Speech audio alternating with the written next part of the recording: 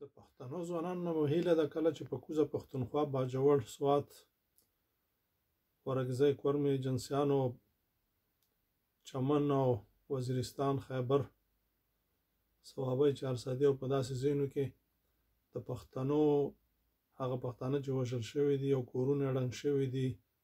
جوماتونه ښوونځي ړنګ شوي دي بازارونه او باغونه یې ړنګ شوي دي د هغوی لیست د هغوی پیژنګلو چې څومره مړه شوي څومره ورک شوي تر ننه پورې د هغوی په سر کې باید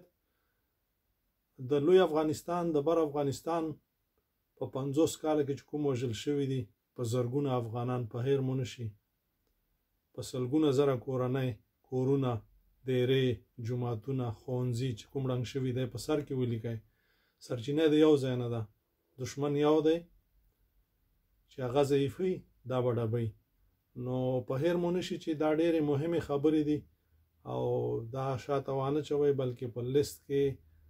په سر کې باید دا ولیکل شي چې په افغانستان کې څومره څو سوه زره